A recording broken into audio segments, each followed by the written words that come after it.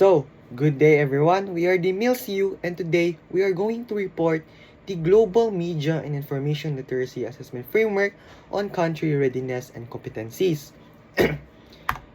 Now, before I'll continue, I'll ask you a question first. If you see a shocking news post on social media, do you share it immediately or check if it's true first? Well, if some of you might say yes, some of you might say no. But if we really think about it, we're actually using MIL without even realizing it. Now, MIL isn't just something we learn in class. It is something we use every day online. It's the ability to know what to ignore, what is trustworthy, and what to share responsibly. Now you might be asking, what is MIL? MIL is a short abbreviation for Media and Information Literacy. Basically, it's our ability to access, evaluate, and share. Now, what is the purpose of this report? Well, this report aims to explain the assessment framework provided by the UNESCO in global media and literacy. Now, the overview of this report is UNESCO book provides a global framework to measure a nation's literacy capacity. This assessment framework introduces us to two-tier approach. Number one, tier 1 being the MIL country readiness, and tier 2 being the MIL competencies. Now, here in chapter 2.1, we have the MIL assessment framework. Now, what is the purpose of the MIL assessment framework? Basically, it is created by UNESCO in order to help countries evaluate their level of MIL. Now, they use principles in this framework. Number 1 being reliable and valid data for informed strategic decisions. Now, basically, this principle emphasizes that the assessment must collect accurate and trustworthy data to help policymakers, educators, and institutions to understand the current level of their MIL and to provide a better decision, identify problems, and make effective movements. Now, next, we have the representative and diverse data reflecting the current status. Now, can we say something is true even if we only got the information from one group of people? Well, for a decision to be fair and accurate, the data should come from different types of people and situation. That's why in MIL, we need diverse and representative data so the result reflects the real condition of everyone, not just a few. Now, next we have the assessment results that are relevant and transferable to national and local contexts. Now, should schools in different areas use the same strategies or adjust based on the students' needs and environment? Well, if you think about it, not all communities are the same. That's why in MIL, results and strategies should be adapted to local culture, resources, and needs so they actually work in real life. Now, lastly, we have the practical and cost-effective assessment process. Now, if you have a school project and you are presented with two types of project. Project number 1 being expensive but works well. We have project number 2 being cheaper but really works well. Now, the logical answer would be the practical one. The cheaper one, since it's also the same, it would be the better choice, doesn't it? Well, if you think about it, not everyone has the same access to technology or resources. That's why assessment should be practical and cost-effective. So all countries and communities can actually use them and still get the same results. Now, we have the structure of the MIL assessment framework. Tier 1 being the MIL country readiness, and Tier 2 again being the MIL competencies. Now in Tier 1, this describes the level of capacity of a country's readiness for MIL. Now, they use 5 categories in order to assess. Number 1 being MIL education. This looks at how MIL are being taught in schools and universities, including teacher training and learning programs. Now, a great example of this would be our Lloyd FB page. Here, we share opinions on current status and identify news posts. But before posting, we actually check the source of information, verify facts using reliable website, and analyze if the content is biased, edited, or misleading. Number 2 is the MIL policy. This policy ensures that education and the teaching and the propagation of this type of MIL is uniform throughout. Not just teaching what they actually want. Now, an example of this would be a teacher in Manila and a teacher in Davao use the DepEd's MIL modules to teach the students how to verify online news. Now, even if the students are in different locations or regions, they still learn the same key skills. Why? Because the policy provides a common framework for them to teach and for the students to learn. Now, here we have the MIL supply. In here, this refers to the availability of resources such as trained instructors, educators, learning materials, media institutions, and technology that promotes or supports MIL. Now, a great example of this would be our e-library. Why? Because here, it provides digital resources and information that us students would be able to develop MIL skills like evaluating and sharing information responsibly. Now, lastly, we have the MIL access and use. Now, what this refers to whether people can access media and information technology such as the internet, libraries, and media platforms, and how they use them. Now, lastly, we have the civil society. Now, civil society refers to the community groups, non-government organizations, and schools that help promote MIL.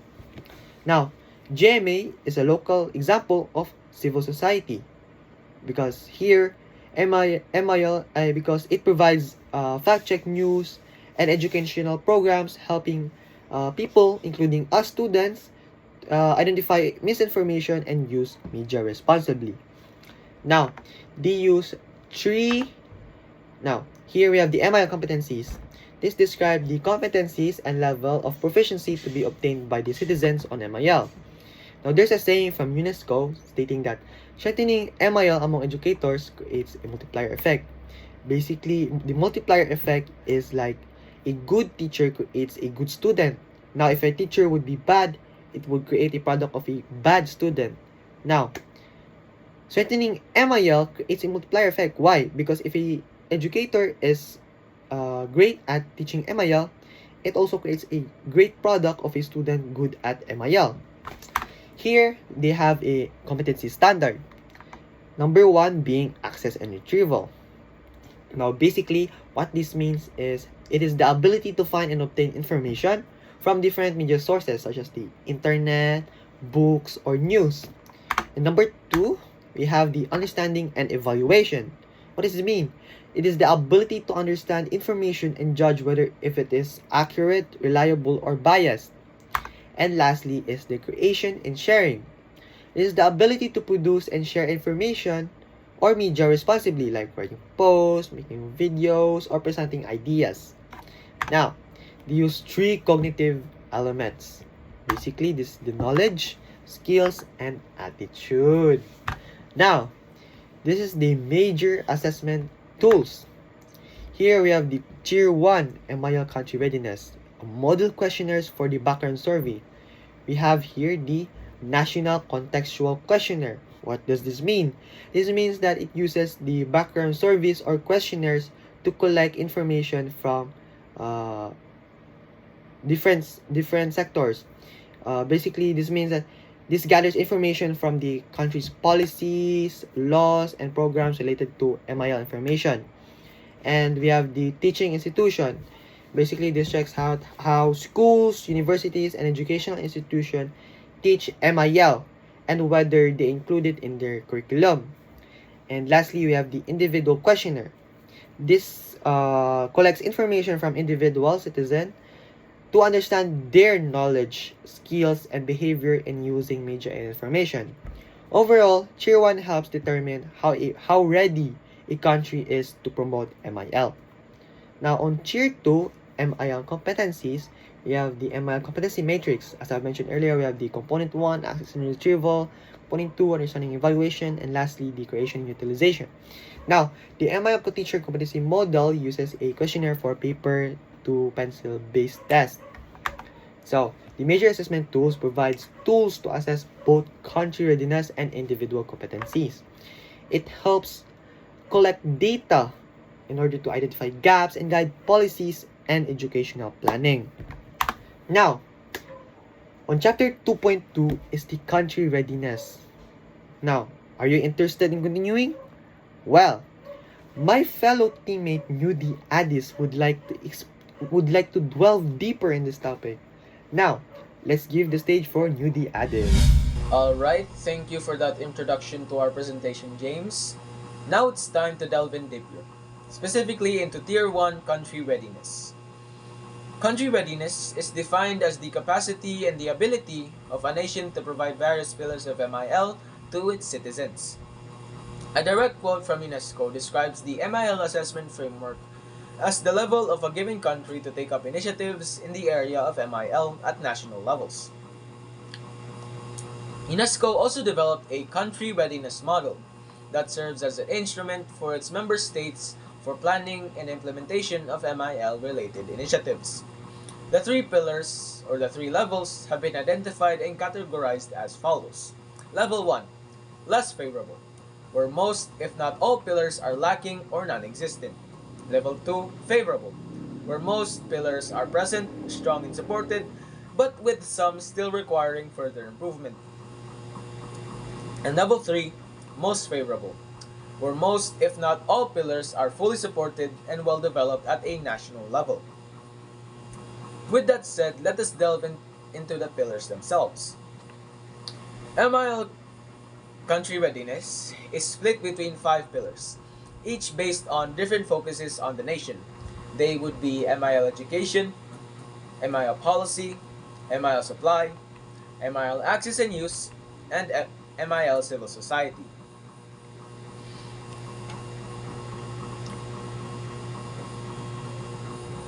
Let us begin with the education pillar. The education pillar focuses on strengthening the base of MIL by teaching the people early on through schools and education. It encourages nations to build MIL as a required subject where the teacher must understand and teach it effectively and the students learn it efficiently. But stating is vastly different from seeing, so we directly asked the student body of USTP-CDO about their views on the pillars, and the results are as follows.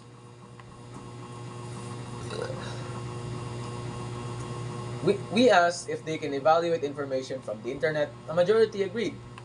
We asked if they can identify fake news and misinformation. Again, a majority agreed. And we asked if MIL lessons help them think critically about content media. An overwhelming majority agreed again. This shows that a massive portion of grade 11 student body generally agrees. And this is actually backed up by a separate study by Besting College of the Philippines that states grade 11 students improve their critical thinking with MIL classes with the quote, "The results show a strong conscience among students regarding the positive impact of media and information literacy, particularly in improving communication skills and supporting personal growth." The next pillar would be MIL policy. This refers to the legal and administrative framework of a nation. It's not about having a plan, it's more about having official government documents that recognize MIL as a fundamental right. Now, it's important to remember that our school also has a designated office for policy, which is named the which is named the Strategic Communications Office, or STRATCOM. and under STRATCOM is a series of teacher-backed and student-led organizations to provide students with information and policies. Going back to our survey, we can see that when asked if the university has clear rules on responsible media use, they agreed, and this is backed up by the existence of STRATCOM. But if you look into our next question, you may see a discrepancy. When we asked if the university has reminders about online safety, a majority agreed again, which is strange because the school doesn't have a designated MIL policy. So are the students answering for the sake of answering? No, I believe not. Apologies. Because even though the school doesn't have a direct MIL policy, the spirit of MIL is still present in other policies. When we look into the 2023 Student Handbook, we can see familiar policies. Like, for example, Chapter 4, Graduate Attributes stresses that students should be able to think critically and innovatively. Appendix 2, Campus Journalism, provides a list of rights that a student journalist rightfully has. And Chapter 6, Freedom of Expression. Just by its name, it already gives you the right to use and reciprocate media. These are just some of the many policies the university gives, showing that students truly are given what they need and require for MIL. The next is MIL supply. This refers to the availability and diversity of high-quality information provided by media institutions, libraries, and digital platforms to ensure citizens have access to pluralistic and ethical content. When asked if the school provides sufficient learning material revolving around MIL, 3/4 agreed, and this is true considering that MIL is an established subject in the grade 11 curriculum, and other subjects have similar focuses exist, say UCSP or ETech or CPAR in the 12th grade. And when asked if they have access to computers, internet, or digital tools for learning, a 4/5 majority agreed. And this is backed up by the existence of the computer lab, where students usually go to do research. But with this amount of supply, one must ask,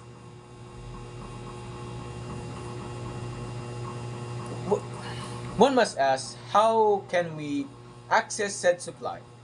And this is answered by the next pillar, access and use. The access and use pillar refers to the ability to efficiently locate and reach high-quality information through searching methods and ethical responsibility to apply that data. If supply was the destination, access and use is the highway leading to it.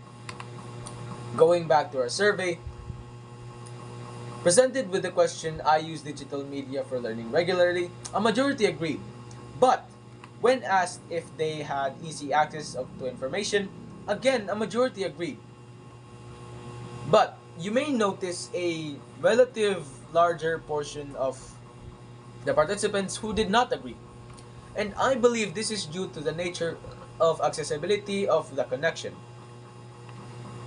If you refer to this map, the locations I painted purple are the only specific locations in the entire school where internet connectivity is available.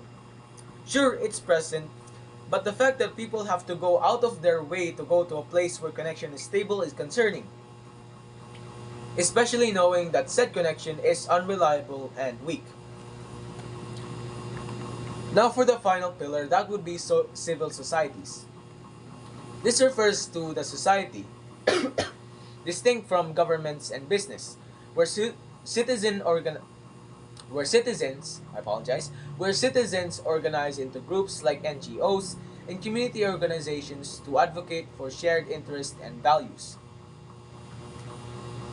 With a final look into our survey, we can see that the student body generally believes that they have a strong community outside of the established infrastructure of the school, and most likely to be attributed to the USDP student Facebook group, where students go freely to express themselves about school topics, whether it's about genuine concerns, games, memes, and inquiries, it's truly a place to go where students could distinctly from any established school group. And that would conclude Chapter 2.2, Country Readiness. I will now give the stage to Jen Ministerio to explain the three major competencies. Thank you, Nudie, for that very comprehensive report about the Tier 1, which is the country's readiness. Now, let's move on to Tier 2, which is the MIL competencies. Hi, I am Jeannie Ministerio, the third reporter of this presentation. First, let us know what is SKA. S stands for skills, K for knowledge, and A for attitudes. These are the essential competencies needed for media information literacy. Knowledge refers to understanding media and information. Skills refer to the ability to analyze and use information properly, while attitudes involve being responsible and ethical media users.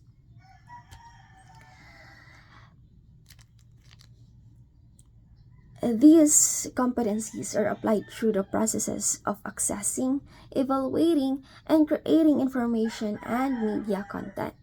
Knowledge helps individuals understand information sources. Skills enable them to access and analyze media effectively, while attitudes guide them to use and create media responsibly and ethically. Now, to define MIL competencies, first let's define what is a competency. A competency is developed over time. It does not mean, or it is not, when you say a competency, it does not mean that you can develop it just for minutes or for one day, because it is a process. It is a long process. It also ranges from simple to complex, which means that a competency, it has this range. Now, it is said there that it ranges from simple to complex. From simplicity, you can have that competency, but you can also, the competencies that you have may also be in complex or be applied in complex situations. Next. MIL competencies or a competency depends on internal skills, attitudes, and external factors, resources, tools, and policies. Now, here we go to the MIL competency matrix. MIL competency matrix refers to the, it can be individual, which means us, our competencies. It measures our individual competencies. And it can also be institutional, meaning measuring the competencies of those who are in the institutions. Or maybe it can also be that they are the one measuring our competencies. For example, the kagawaran ng edukasyon. The individual in this institutions are the students. They are the one receiving the informations from their teachers. And the institutional here is the Department of Education itself. The personnel, they're the teachers. They are the one who belongs to the institution, who teaches the individual person or the students about MIL competencies, or they are the one guiding them. Now, do you know what are these three components? or three important words that are very important in MIL, or if you know this, then you have the very basic idea of what is MIL. You have any idea what is this? Correct. These are, first is the access, evaluate, and create. As what I've said earlier, no, this is connected to the skills, the SKA, the access, evaluate, and create. First, let us go first to access. Access is the ability to locate and retrieve relevant information. This is already mentioned, or this topic is already has been always in every MIL report, no, most of them, and this was also discussed to us many times, so I'm just going to do this briefly. Now, as what I've read, now, access is the ability to locate and retrieve relevant information, meaning you have the ability to locate, or for example, when you go to when you search for research for purposes, you are looking for a source, you can go to Google, you can go to your internet browser, and you know where to go, or where you can where is the place where you can properly search for the information you are finding. Next is the evaluate. Evaluate is the ability to critically assess the accuracy, credibility, and relevance of information. This means that you have the capacity to, for example, you receive an information, you have the capacity to know if it is right, or it is or if it is fake, or if it is true, or the information you are receiving is not, yes, what I've said, you can recognize if it is fake, or if it is true, you can assess. Now, for create is the ability to produce or share information responsibly and effectively. Can easily, sige. So create is like when you know how to create information,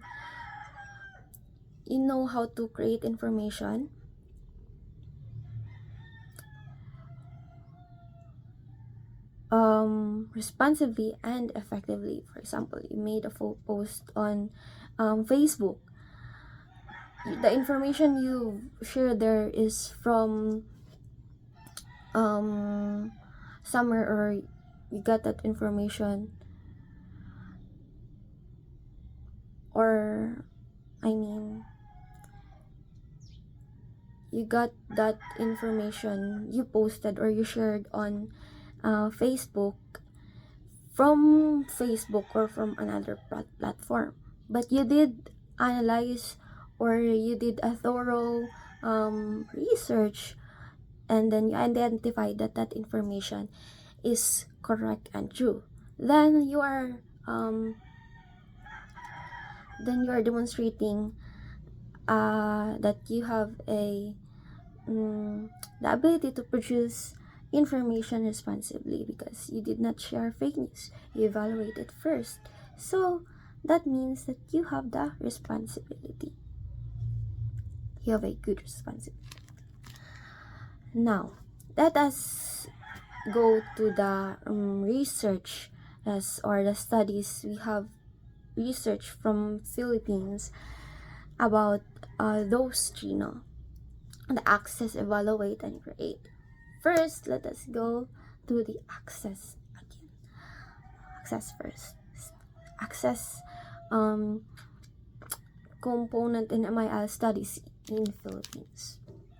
first in students. A study which is entitled Media Information Literacy Competencies of Language and Communication Students by Janet S. Tebaldo says that language and communication students has an intermediate description on accessibility in MIL. For teachers, a study entitled Media Information Literacy Competency Assessment of Teaching Personnel at the University of the Assumption shows that teachers also has an intermediate description in accessing component in MIL. Now, do you wonder why? Or do you see any difference, no? Or any something that you can say that or something that you can that you are curious why, no? You see, you can see that the first study that we have presented, they have the same, no, students have intermediate. Well, in this second study, assessing the teaching personnels, they have intermediate as well, or they have the same as the students.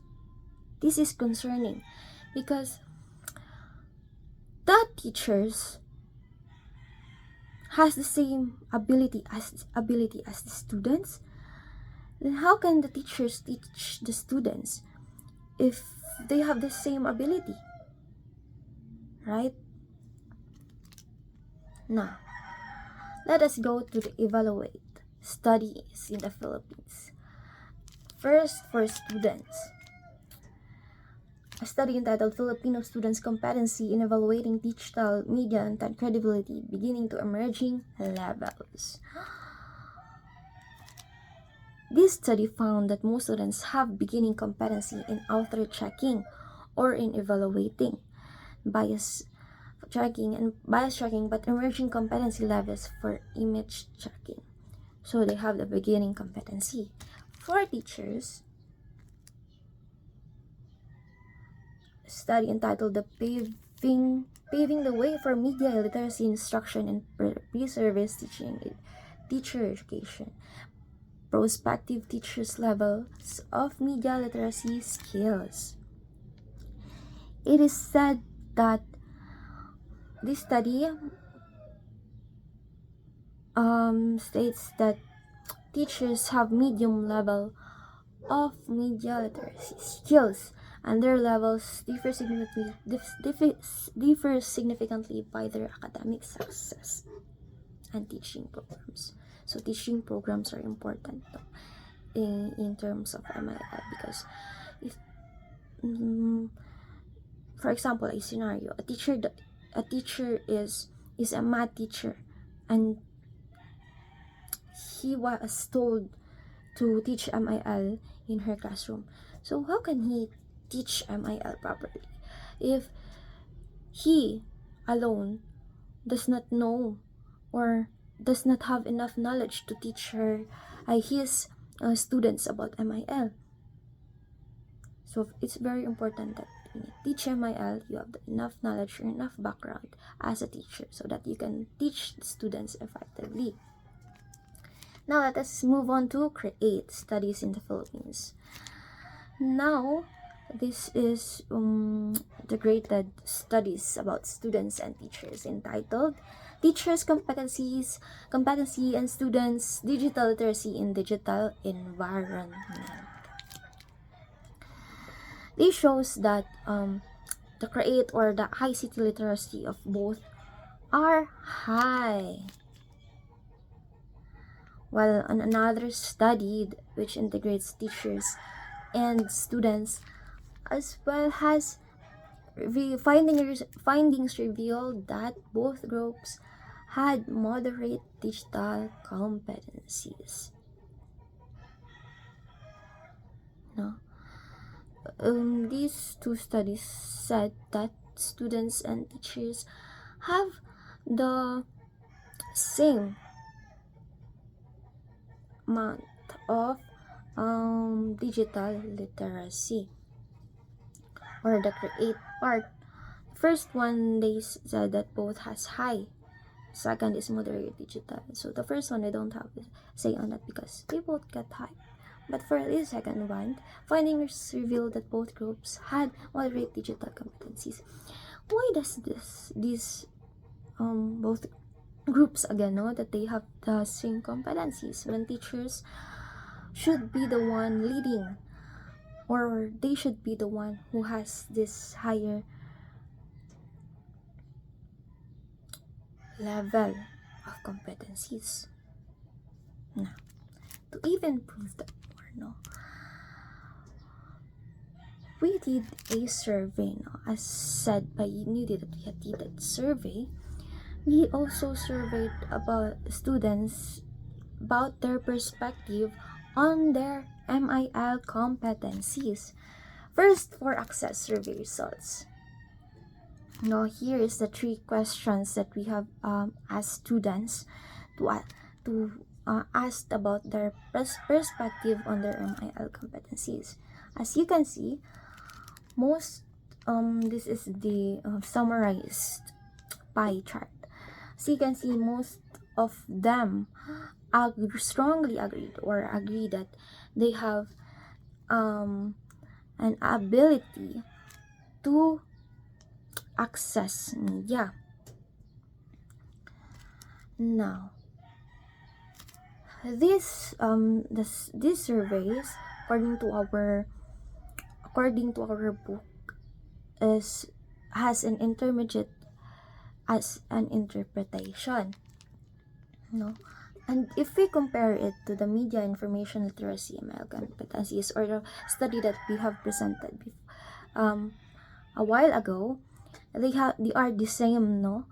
They are similar, that the access ability of those students that I have tackled, or the related studies, also has an access intermediate.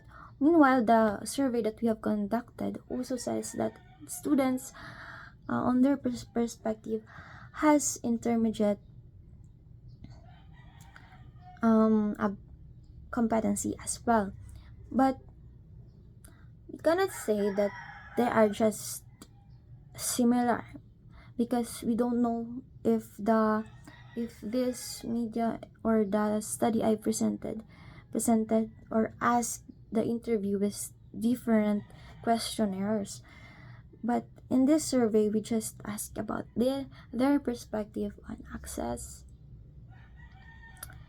competency. Now let us move on to evaluation survey results. I compared different sources before making conclusions. This is an example of one of the questions asked to the participants. And the evaluation part also has 3 questions. So this is the summarized pie chart. Most of them strongly agree that they have a high competency in evaluating information. This means that they have the data gathered interprets that the students, or the SHS grade 11 students in USTP have an advanced level of evaluate competency. Now let us compare it to the research that we have our study that we have researched. No? Students found that most students have beginning competency levels in author checking. So there is a big difference, no? Or maybe, as what I've said before, no, maybe they ask their students different questions, or because this survey we have conducted, we only ask about their perspective. So maybe it can be influenced. It is not 100% reliable. If we compare this to findings, our survey says that the grade 11 student has an advanced level, or the SHS grade 11 students in USDP, while this study that we have researched again says that most students have beginning competency levels. That's what I've said. There is a big difference, but we cannot also say or 100% say that there is 100% difference, because again, as what I've said, maybe they presented a different types of questions to the interviewers or participants. Now let us move on to creation survey results. As you can see, there are 3 questionnaires. For example, I use media to share useful and truthful information, in asking about their perspective in creation competency. Now, to summarize the 3 graphs, here is the 1 graph again to summarize this now. Most of the students agree, or 42.1% of the students we have interviewed agree that they have a good creation or digital literacy. But to compare this to interpret this says that they have the advanced competencies. Now, to compare it not to the studies that I have presented, they are the same. The studies we have researched also says that the ICT literacy of students is high, and the survey we have conducted also says that they are advanced. This advanced level is from the book that is assigned to us now on how to interpret the results, and they're kind of similar to the research that we have presented. But again, this is not 100% reliable, because in our survey we only ask for the students' perspectives on their competencies, and it can differ on the set of questions that perhaps these researchers or studies we have researched presented to their interviewees or participants. But overall, that is the comparison of our studies, of our survey to the related studies or researches. But now,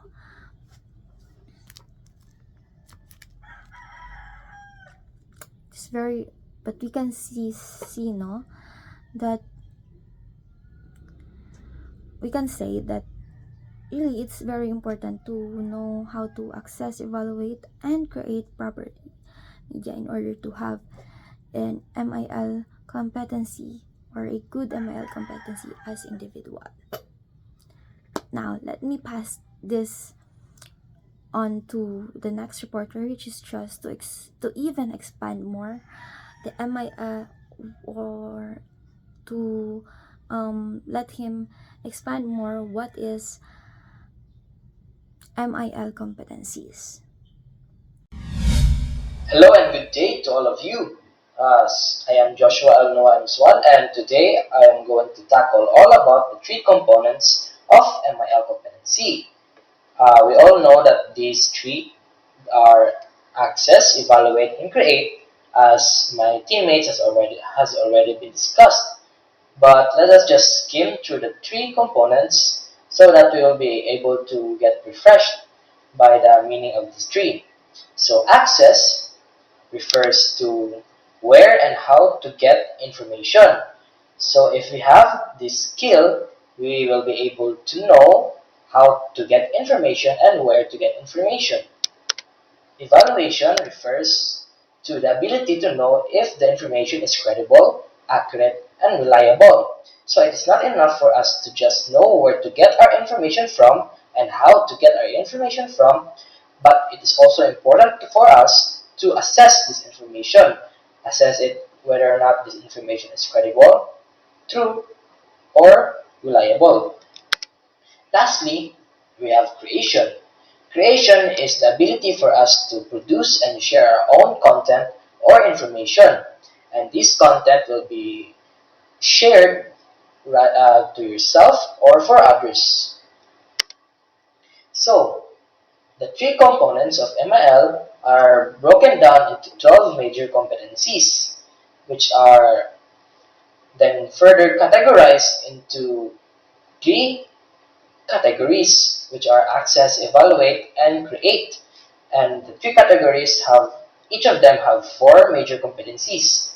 For the access, we have number one, determine and articulate the nature, role, and scope of the information and media content through a variety of resources. 2. Search and locate information and media content. 3. Assess needed information and media content effectively, efficiently, and ethically, as well as media and information providers. And 4. Retrieve and temporarily hold information and media content using a variety of methods and tools. So, my teammates have presented to you all these survey results, where the majority of the respondents, which are the grade 11 STEM students at UST-BCDO, have shown that they are able to access information effectively, as shown here by the slide. So, let us also take note that although this, let's say, survey have high ratings, let us take note that these surveys are perceived, uh, perception-based rather. So what does that mean? Perception-based means that it is what the students think. So it is different when you, if you really can do it, and it is also different from if you feel like you can do it. So these surveys show that the students feel that believe in themselves that they can access information effectively, like there are no hindrances. So we have, although that these students have shown that they are effectively accessing information online for their various things like studying or fun, there are results or survey results that has been conducted by various people that shows that the 16% of Filipinos are actually internet poor, and it has shown here that the Philippines are ranked 56th out of 169 countries in terms of the internet poor, which translates over 18.3 million Filipinos, or 15.9 of the total population, who cannot afford a 1 gigabyte per month internet package. So, although that this survey has shown us that 16% of Filipinos are internet poor, that might be a bad thing, but it actually supports our claim. Why is that? It supports our claim because the study shows that only 16% of Filipinos are internet poor. So only 16% of Filipinos have difficulty in accessing information online. So 16% is not the majority when you compare it to 100%. And our survey results show that majority of the students in grade 11 senior high school have shown proficiency in accessing information online. So 60%, although it might be let's say something that we should be addressing, but it supports our claim entirely. And the Philippine government actually did something about this 16% of Filipinos internet poor claim. As we have noticed, the government has a branch called DICT, where one of their main programs is providing free Wi-Fi access for all. And the ICT free Wi-Fis are commonly found in public spaces like schools, plazas, or even markets. So, to address the 16% Filipino poor, internet poor problem, the government or Northern Mindanao, uh, have addressed this by giving out free Wi-Fi hotspots, or let's say installing Wi-Fis all around the public spaces that I have mentioned earlier. So the Philippine government did its best to address the internet poor issue by installing the ICT free Wi-Fi for all places, which are mostly in schools or plazas. They have installed these in public spaces in order for people to more people rather to be able to enjoy the benefits of the free Wi-Fi. But we should also note that the report actually admits that they have a difficult time in reaching far-flung areas, which supports the idea that location dictates access. So what does it basically mean? It means that the government actually admits that they have a difficult time in installing these free Wi-Fi programs in far-fetched areas like mountainous regions, or let's say indigenous tribes, maybe in the forest in the Mindanao region, which supports the claim that location dictates access. So naturally, people living in urban areas have more, let's say, uh, can freely access this Wi-Fi's rather compared to people living in rural areas. So, although that might those uh, studies that I presented to you earlier showed a supporting claim against this against our study, this supports our study. Another study that conducted by Janet Estibaldo, which is entitled Media and Information Literacy, Competencies of Language and Communication in Students, showed that uh, it's only an intermediate category in their study. But let us also take note that this study is also perception based. So the students only rank themselves on what they really feel or what they really know about these topics rather. So table 5 shows a glaring result of the performance criterion on the item. I'm reading this verbatimly. I recognize the rows of metadata with a mean score of 1.42. So what this basically means that most of the students that have conducted only showed a result of intermediate, not advanced. Even one of them here shows a level of basic or number one in the category of ranking here, where it's very concerning for us, where we claim that we can access information easily. So this is something that we should address in the future, or even now. We should act now, no? So that we will not be able to, let's say, bogged down by this in the future. Let's proceed. So to proceed, we have the evaluation. We have come to the second part of the three major competencies. So in the evaluation part, We have here number 5, understand necessity of media and information providers in society. 6, assess, analyze, compare, articulate, and apply initial criteria for assessment of the information retrieved and its sources, as well as evaluate media and information providers in society.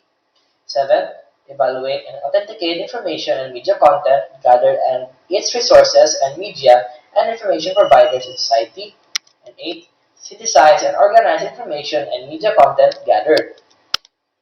So my fellow teammates have presented to you all these survey results where, again, majority of the students have uh, ranked themselves or evaluated themselves into the criteria that they can identify fake news, can evaluate information in the internet, and MI lessons actually help them think critically about media content. So majority of them think that they can evaluate information online effectively. Also this is also the study that we conducted as a team, no, at USTP Senior High School. Although that might be good per se, however, a study conducted by the Second Congressional Commission on Education, or EDCOM 2, shows that student proficiency rates plunged from 30% in grade 3 to 0.47% in grade 12. So it has shown here that from the NAT, or National Achievement Test, that has been conducted throughout grade 3, 6, 10, and 12, it has shown here that in grade 3, 69.48% of students are not proficient, low proficient, and nearly proficient with regards to reading proficiency, and 30.52% are proficient and highly proficient in grade 3, and it comes down to a 99.50% not proficient rating in the NAT grade 12 results in 2023, where 0.4% only shows a proficient and highly proficient result. So this might, let's say, mean that the grade 3 students in Tagalog, let's say Tupigan, or shown a much better results than the grade 12s. But let's also consider that the grade 12 students now have a different, let's say, difficulty in the lessons that they have been provided. Although the no, let's say expected results from the both of them, grade 3, grade 6, grade 10, grade 12, are the same, no? And these difficulty differences are only made naturally because if you ascended to a higher level, then of course your lessons will only get harder, no? So while we might be able to access information, it does not mean that we are competent. It does not mean that we can we are we are proficient in evaluating information online. Yes, it does not mean that we can evaluate information online, even though we might have a low difficulty in accessing it, which is also further supported by a study done by the DepEd Region 6, I think, in Calabarzon, where they said that explaining functional literacy and DepEd reforms to boost literacy for all. In the uh, bold statement here, it shows that 18.9 million Filipinos aged 10 to 64 are classified as functionally illiterate, meaning they can read, write, and compute but struggle with comprehension regardless of their educational attainment. So it has shown that 25% of Filipinos struggle to comprehend information rather. So, as I have already said, we might be able to access information, but evaluating information is a different story. And it's also first supported by a study conducted by PISA, no, in 2022, where they have conducted a study for the top performers and low performing students in mathematics, reading, and science. So let us focus on the reading part. It only showed a 20% of average of 25%. Yes, 25%, no, whereas the average for a level 5 or higher is actually 70% or higher. Let's say 7% actually. So in the Philippines, almost no students scored a level 5 or higher in reading. So why is it so important to reach level 5 in this survey result? Level 5 actually means that the students can comprehend lengthy text, deal with concepts that are abstract or counterintuitive, and establish distinctions between fact and opinion. So if students show almost no students at all scored a level 5 in reading comprehensions, no, where the level 5 level shows that they can distinguish between fact and opinion. So that means that we are in danger. These students are in danger of believing information online because they cannot effectively distinguish between fact and opinion. And let us go back to the Journal of Media Literacy Information conducted by Janet Estibaldo. She has also done a study in evaluation, no, where it was shown that intermediate yapon, let's say, the survey results also showed an intermediate result, where this means that the lowest self-reported competency is for the statement, I create arguments for the drawn conclusions with a mean score of 1.66. So all of these results show that they have not reached the advanced stage yet, which contradicts our survey results, no? That we have conducted. So let us proceed to the last major competency in MIL, which is creation. This is also have 4 parts, which are number 9, create and produce new information, media content, or knowledge for a specific purpose in an innovative, ethical, and creative manner. 10, communicate information, media content, and knowledge in an ethical, legal, and effective manner using appropriate channels and tools. 11 rather, engage with media and information providers for self-expression, intercultural dialogue, and democratic participation through various means in ethical, effective, and efficient manner. And 12, monitor the impact of created and distributed information, media content, and knowledge, as well as use existing media and other information providers. As my teammates have already given you these survey results, no?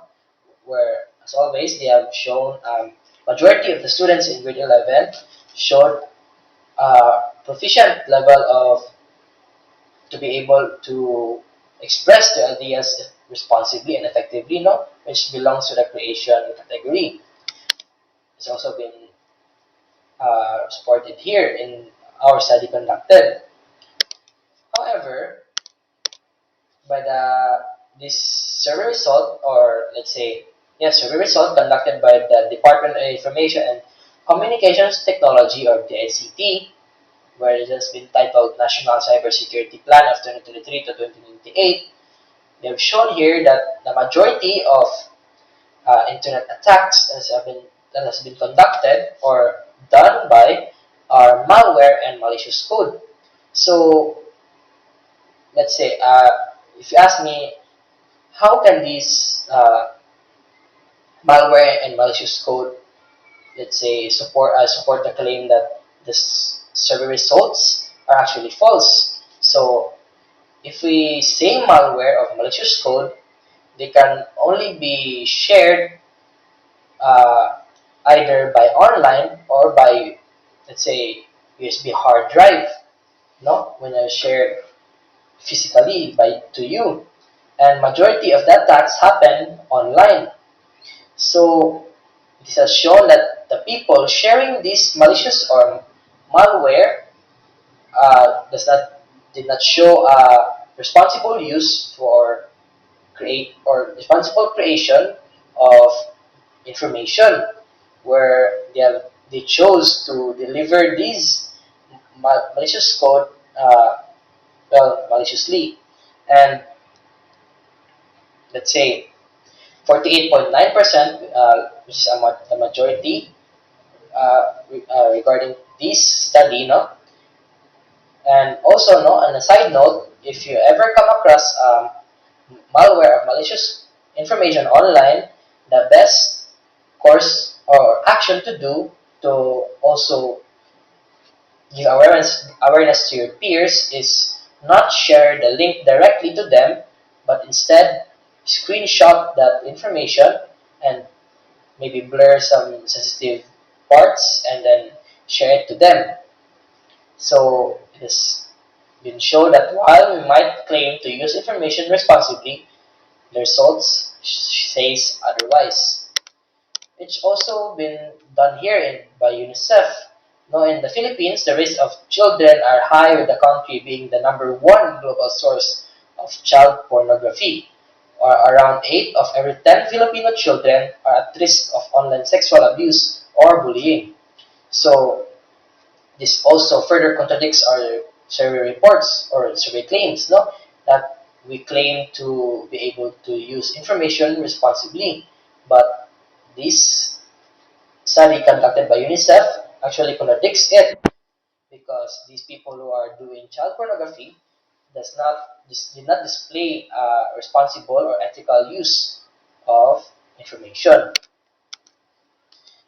We also have here our survey result, which is entitled Filipino Concern Over Online Disinformation Hits Record High, which is done by Digital News Report in 2025, whereas the majority of disinformation threat by channel is through Facebook, with an average of 68%, and a disinformation threat by source is politicians or political parties in Philippines. So that means that even though, let's say, we have an educational background, we have a high educational background, because I don't think that we are going to elect, let's say, politicians that have little or no educational background. Yeah, but even though they have a high educational attainment, it doesn't mean that they also,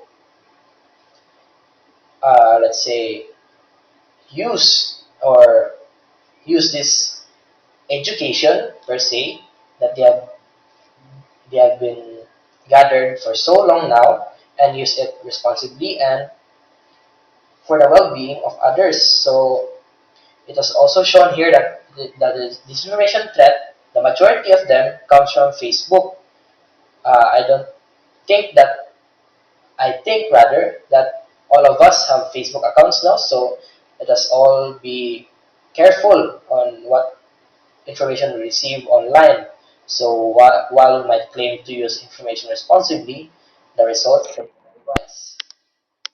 And lastly, we come back to the Journal of Media Literacy and Education by Janet Estibaldo, where we know the drill, that it also only shows an intermediate score, where even the ranking of assessing information wherever it is true or false, or true information or false information, they have displayed an intermediate description, no?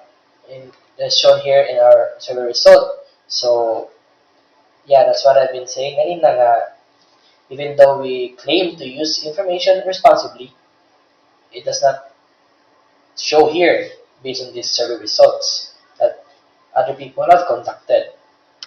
So, to conclude my presentation right now, we must always be vigilant to whatever information that we might face online, and let us all display our knowledge in MIL, where we should first assess, evaluate, and then maybe create if we see something good or bad in the information society online. So let us all remember the quote that has been widespread right now by Kim Atienza, where he's saying that Ligtas ang may alam.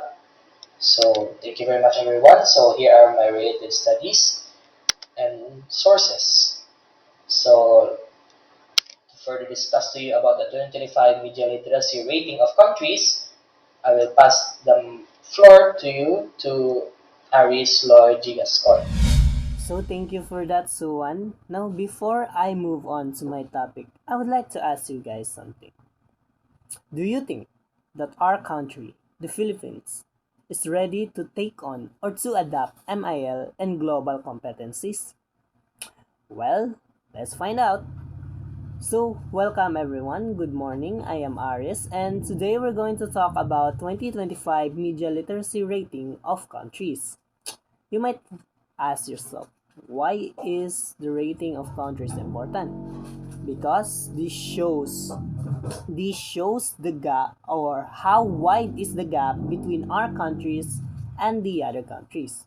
Now, we have four indicators of the ranking. First, we have what we call media freedom. So, this refers to the fundamental rights of journalists and media organizations to operate independently, reporting on public matters without government censorship, intimidation, or legal harassment. In short, our journalist has the rights to produce news without someone or a group that is hindering or censoring them. So, why is this important? Because it measures how independent and free the media is. And this is based on Freedom House and Reporters Without Borders, a type of organization that deals with how media is free in every country. And why do we need this? Because free media ensures access to accurate, diverse, and unbiased information and prevents censorship, manipulation, or control of news by powerful groups. And a lack of media freedom can sometimes lead to misinformation and poor quality public discourse or debate. And it supports open discussion, public debates, and democratic processes. Now, let's go on to the ranking of countries.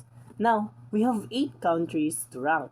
We have Finland, Thailand, USA, China, Malaysia, South Korea, Japan, and of course, our country, the Philippines. You might ask yourself, why is Finland at the top in terms of media freedom? And why is us in the second to the lowest? So, as we all know, the the lowest ranking, which is China, is understandable. It's because they have what we call state-controlled media. When we say state-controlled media, it actually refers uh, to the government having access to what information, the what news are gonna let, let out in their citizens or to the other countries. So in short, the government has control on what their country's news will be talking about. Yeah.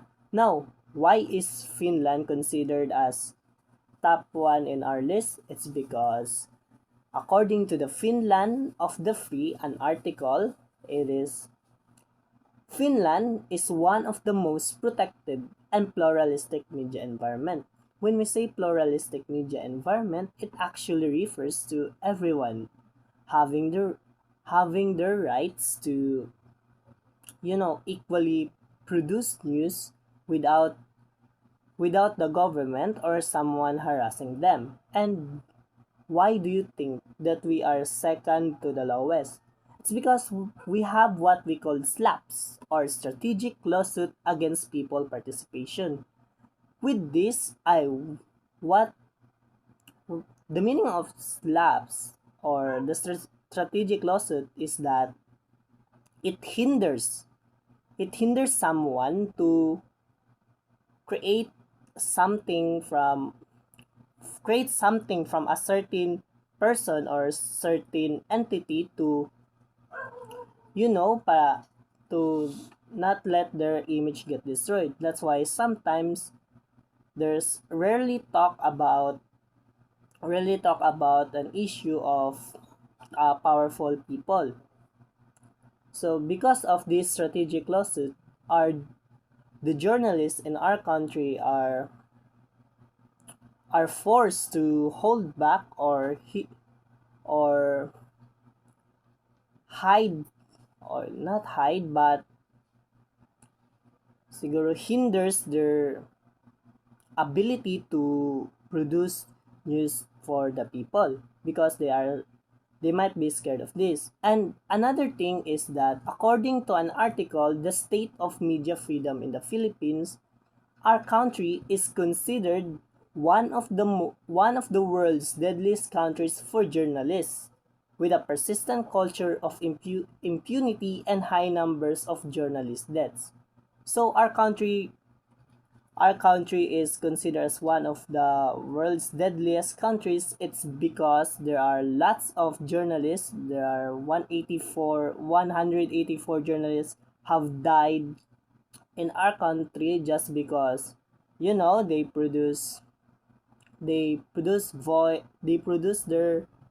produce news that, I don't know, targets individual or such thing, but that is the most commonly reason why we are on second of the lower, and because of it constrains their ability to practice MIL and real world context. Because again, what does we mean when we say MIL? It's the ability to access, evaluate, and create. And now if they cannot produce a full news to the public, then our access to news are hinders, which again hindering the two processes, which is the evaluation and creation. If we cannot access news, then we cannot evaluate it, and if we cannot evaluate it, then how can we create something from it? But then despite that, we surveyed 200 students from USTPs, and this is their perspective against it. Even we have the strategic lawsuit against people, they still use media to express their ideas responsibly. Meaning that even though there are laws that exist, that law did not hold them back to express their ideas online. Okay, next indicator, we have education. So, of course, education enables us students with the three following cognitive elements. We have the knowledge, skills, and attitude. Now, why is this important? Because it measures the quality of a country's education system. If your education system fails you, then of course it automatically fails people. And the basis of this would be the Program for International Student Assessment, or PISA scores, and reading, science, and math. But giving emphasis on reading, it's because reading is fundamental to MIL, because you don't know how to read, then how would you understand something? Alright? Then, education develops critical thinking and analytical skills. Educated individuals are better at identifying news and misinformation. And studies showed that educated people feel more in control and are less likely to believe in simple or misleading explanations, such as conspiracy theories. Then, and overall, the strong education system produces more informed and responsible digital citizens. Let's go on again to our ranking. We have Finland again at the first and Philippines at the lowest. Why is that? Because in our country, Filipino students scored lowest among 78 countries in PISA in terms of reading. Wow. When we when we look at that, we actually scored lowest. That's why in the ranking we are lower. And again, what I've told you before is that reading literacy is important to MIL. It's because even though we have access to news, if we don't know how to evaluate it because we cannot read something we cannot read something or we cannot understand what it meant, then that's basically pointless.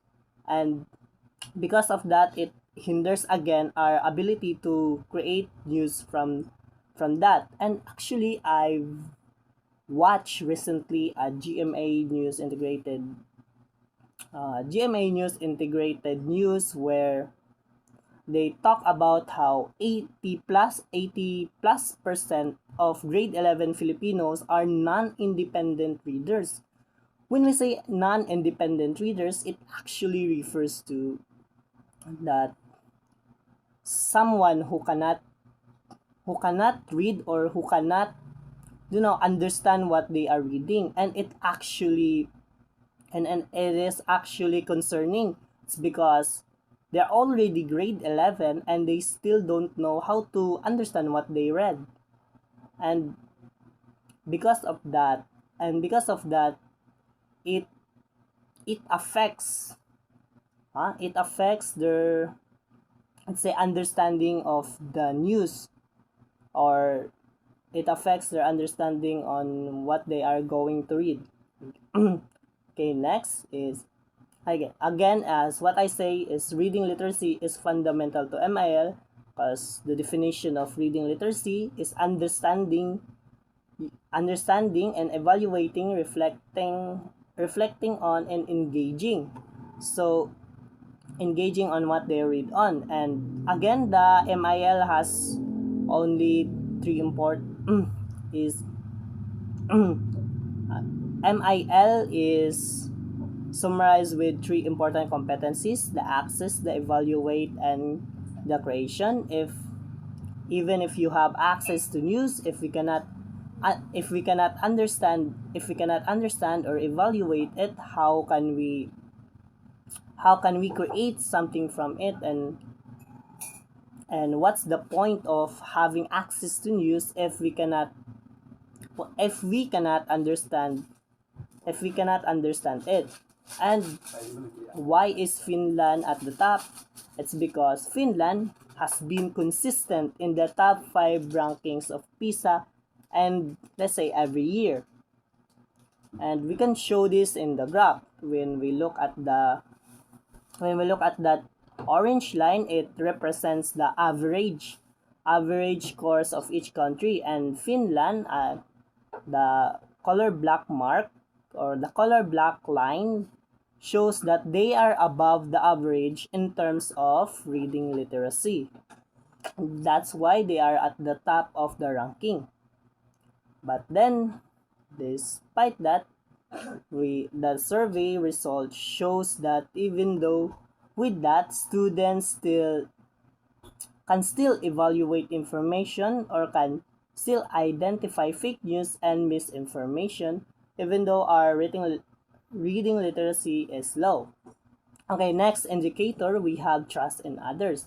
In simpler terms, how you trust people and the society, or how you trust an individual in your how you trust individual or your friends. I'll give you an example. If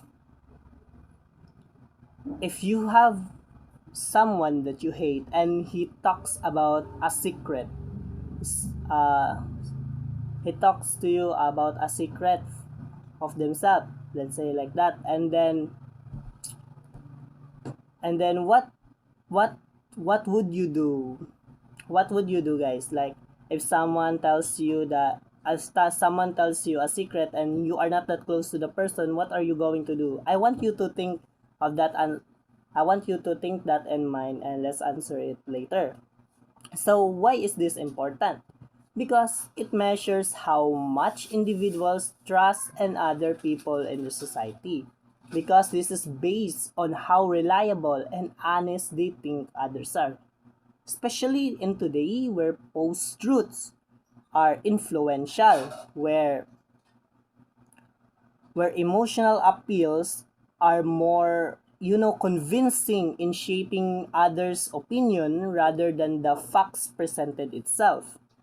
And this is actually based on the World Values Survey, an organization that measures the people trust in others in every countries. Now, again, why is this important? Because high trust reflects a strong and stable society.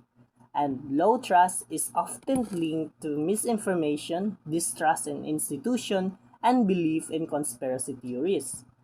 And when people trust others, they are more likely to cooperate and rely on credible information sources. And it serves as an indicator of how developed and connected a society is. Okay, let's go on to our country ranking. Of course, we have Finland at the top and us at the lowest. Why is that? So, according to the data of World Value Survey, Finland has 68% trust in their people. That is high when we analyze it, because it reflects the strong reliability of people and their country. In short, when you're going to walk there and ask for something, you don't need to fact check if it's true or not, because people there are trusted.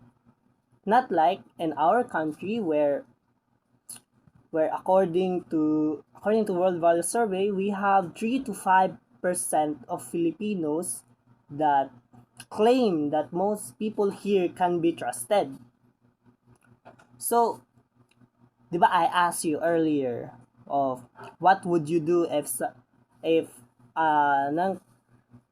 a person that you are not close with tells you a secret.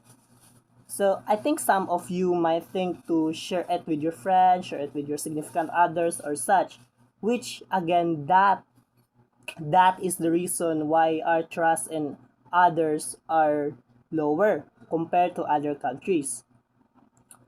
And it actually been supported by our survey, because majority agrees that they still need to check the author or source before believing information. Unlike in Finland where they don't need to check if it's true or not, because the people there trusted their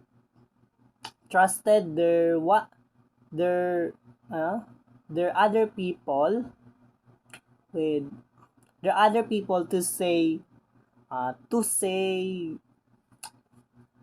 to say to say the truth, to say the truth, unlike us that we need to fact check it before believing something like that. Though I'm not saying that it's wrong to fact check, it's just that if we really have trust and people around us, then why do we need to fact check it if we know that they are telling the truth, something like that. And for our final indicators, we have e-participation. In short, it just talks about how we use online, or how we use our social media to participate in political issues or societal issues that happening in our country. So, again, why is this important? Because it measures how citizens use digital technologies like the internet, again, and the social media to engage in political processes and communicate with government and other citizens. And it encourages active participation in governance and decision making. It makes communication between citizens and leaders faster and more accessible. And it promotes transparency and accountability in government. And it helps spread information quickly, which can support awareness if it's used properly. Let's go back to our ranking again. Now we have Japan at the number 1 and our country is the second to the lowest. So why is our country second of the lowest? Because an article shows that even though we are top 3 countries, top Philippines among top 3 countries for highest screen time according to data, we are more focused on entertaining rather than civic participation. Like, if I ask you guys, what's the first thing you would do when you go to TikTok or Facebook? You will not say to look for news, to look for to be part of political issues, but instead you might say that, oh, I go there just to scroll and find videos to to please myself. And this actually been supported by our most visited website in the Philippines. As you can see here to the most visited website, with this actually support the claim that we are more focused on entertainment rather than participating in political issues or agenda, which is kind of understandable in our country because in our country our political engagement is often dominated by bias. What do we mean when we say political dominated by bias? Because once we are considered the Philippines crying box politics, because once we believe that color or the someone that represents the color, then we are, let's say, we are loyal to it, or we are, we disregard others' opinion because that's the only thing that we are gonna believe. And because of that, it produces lots of misinformation and disinformation online, which is supported by the article, The Disinformation Paradox Gripping the Philippines. And because of our different political, because of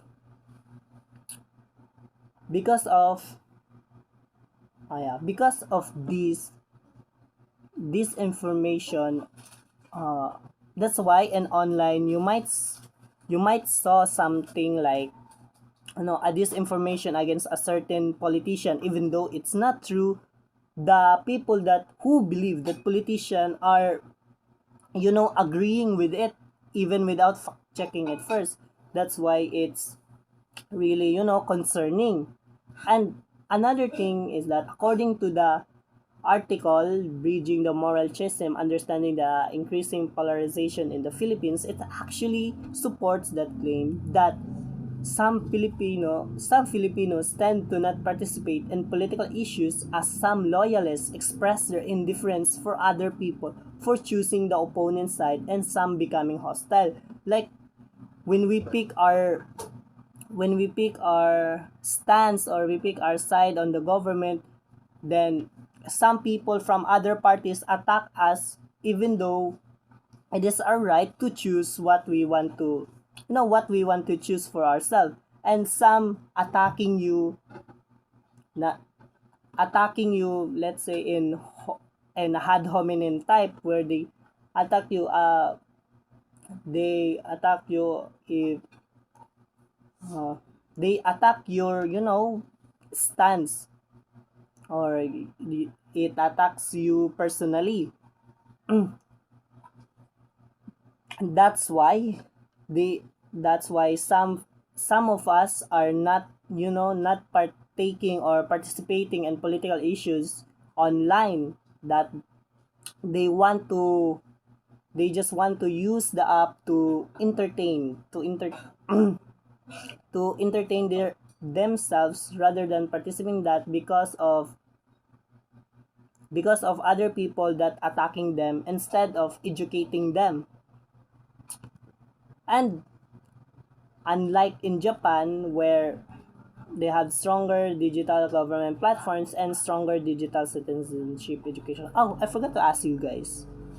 I want you to be honest. In these past days, how much have you been, used our government digital platforms? You might say none. You might say once every 2 months or that. And actually, it actually shows weaker digital government platforms because some of us or some of us doesn't have any access to these government platforms here in the country, unlike in Japan that they have stronger digital government platforms and stronger digital citizenship education. And this actually been supported by our but according to our survey, they still participate in online or school discussions about social issues, which we can see in our Lord guys, where Sir posts us an video, and we're going to talk about what's our stand on that video, the main point, the way we understand it, using the research and the research in the internet. And now let's go on to the overall ranking. We have Finland at the top. Then next is the USA, South Korea, Japan, China, Thailand, Malaysia, and our country at the dead last. So, what conclusion can we make from this? The Philippines still faces challenges in fully adapting MIL compared to other countries like Finland and Japan that have successfully integrated digital literacy into their society. As the data shows, where we still lack in media freedom, education, trust in others, and e-participation, which hinders our ability to practice MIL. And I think with more reforms or and our curriculum, then maybe we can be better. We can be better at we can be better and improve our MIL in our country.